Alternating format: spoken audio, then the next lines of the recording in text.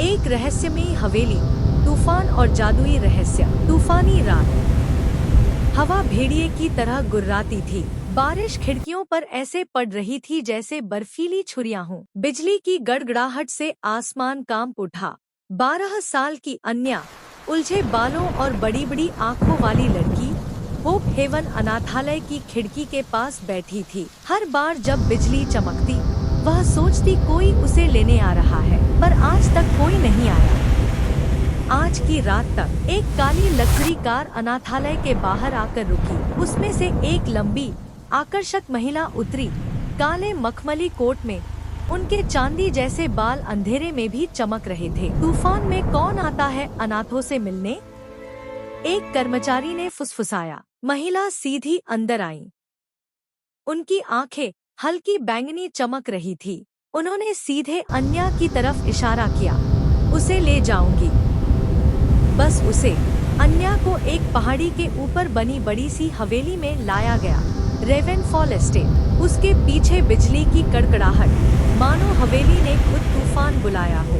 नहीं, माँ ने खुद को परिचित कराया। मुझे एलारा कहो। मैं आम महिला नहीं हूँ, और तुम भी नहीं हो। अन्या ने हैरानी से पूछा, कैसे मतलब? एलारा ने हल्की मुस्कान दी। उसकी आंखों में आग जैसी चमक थी। जल्द ही जान जाओगी। मना किया गया हिस्सा। हवेली में ऐसे कमरे थे जो उसके गुजरते ही फुसफुसाते थे। आईने उन चेहरों को दिखाते जो वहाँ थे ही नहीं। किताबें छूते ही नाम बदल लेती। एक दिन, एक अजीब सी धुन के पीछे पीछे अन्या पश्चिमी हिस्से में पहुँच गई, जहाँ जाने की अनुमति नहीं थी। वहाँ एक चमकता हुआ आईना था, और उसमें एलारा का युवा रूप चीख रहा था। बिजली गिरी। दरवाजा खुद बंद हो गया। आईने की परछाई ने फुसफुसाया, भाग जा बच्ची, तू आखिरी कुंजी है। एलारा का रहस्य। उस रात एलारा बारिश में भीगती हुई हवेली के बगीचे में एक जादुई गोले के बीच खड़ी थी। बिजली उसके पास आकर गिरी, लेकिन वो टस से मस नहीं हुई। अन्या ने छुपकर देखा। एलारा कोई जादू पढ़ रही थी। हवा कांप रही थी। ये सिर्फ अमीर नहीं है, ये असली चुड़ैल है, अन्या ने दबी आवाज में कहा।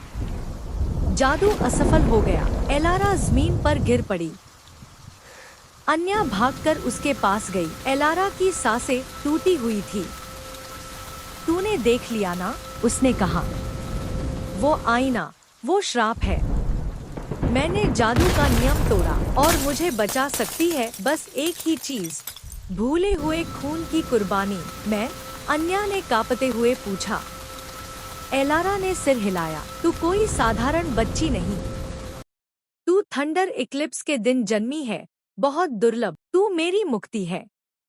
अगर तू खुद चुने। आसमान बिल्कुल काला पड़ चुका था। हवाएं गुर्राती थी। हवेली कांप उठी। आईने वाले कमरे में श्रापित एलारा बाहर आने ही वाली थी। अन्या हाथ में एलारा की जादुई किताब लिए आईने के सामने खड़ी थी। तू श्राप तोड़ सकती है, बट इसकी कीमत होगी तेरा बचपन, तेरी यादें, तेरी मासूमियत। आईने वाली परछाई ने कहा। अन्या ने असली एलारा की ओर देखा, जो अब लगभग मृत थी। अगर मैं ये करती हूँ, तो मुझे एक वादा चाहिए। जो भी चाहे। इस हवेली को उन सब अनाथ बच्चों का घर बनाओ, जो कभी अकेले थे। अब कोई अकेला न रहे। बिजली गड़गड़ाई, जैसे आकाश ने स्वीकृति दी। अन्या ने मंत्र पढ़ा। सफेद प्रकाश आईने में घुसा और श्राप को तोड़ते हुए उसे आग और राख में बदल दिया। एलारा की सांसें लौट आईं। नया रेवेनफॉल। कुछ महीनों बाद रेवेनफॉल एस्टेट अब जादुई अनाथ बच्चों का घर बन गया। एलारा अब एक सच्ची माँ जैसी बन चुकी थी, और अन्या अब भी बच्ची दिखती थी, लेकिन उसकी आंखों में सदियों की समझ थी। जब भी बारिश होती, वो मुस्कुराती, क्योंकि अब वो जानती थी, कभी-कभी तूफान एक माँ बनकर आता है।